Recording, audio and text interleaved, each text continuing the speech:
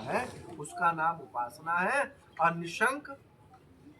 निसंग परमात्मा से एक ही भूत हो जाता है, इसी का नाम है ज्ञान।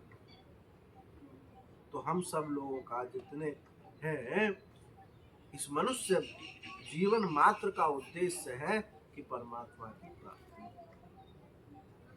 और परमात्मा की प्राप्ति के लिए हमको गुरु प्रदत्त मार्ग पर चलना है। चाहे आप वानप्रस्थी हैं, चाहे गृहस्थ हैं, ब्रह्मचारी हैं, चाहे कोई भी कर्म है, किसी भी आश्रम में, किसी भी वर्ण में,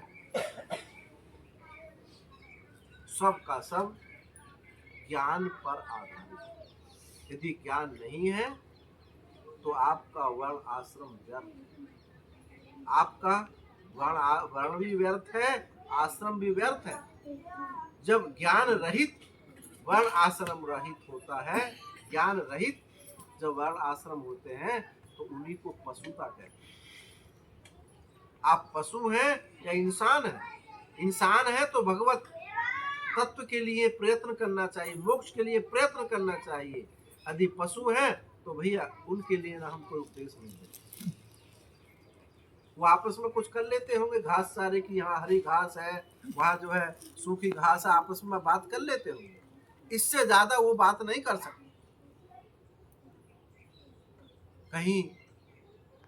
कहीं अच्छी घास है तो और बहुत सारी बकरी पहुंच जाती है चरने के लिए, सूचना दे देती हैं वहां बहुत हरी घास है, पर वो वहीं तक सीमित है,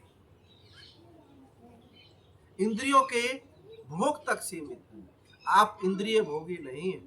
आपको भगवान ने बहुत सुंदर बुद्धि दी है, ऐसी रचना भगवान ने की है कि ब्रह्मा जी भी अपनी इस रचना से चकित हो गए कि ऐसी रचना, जिस रचना से परमात्मा के स्वरूप को प्राप्त किया जा सकता है। धन्य है वो मानव, धन्य है वो मनन करने की सामर्थ्य वाला मानव। तो हम समझ जाए इस ज्ञान पर्व में, गुरु पर्व का मतलब है ज्ञान पर्व। इस ज्ञान पर्व बार बार हर साल जो ज्ञान पर्व आता है हमको झकझोरने के लिए, समझने के लिए, कि हम समझ जाए कि हमारा रास्ता कोई और है। हम पथिक जो है, हम कहीं ऐसे के पथिक हैं, जन्मने मरने वाली ऐसी वस्तु के पथिक नहीं है जो हम बार बार उसमें भटकते हैं।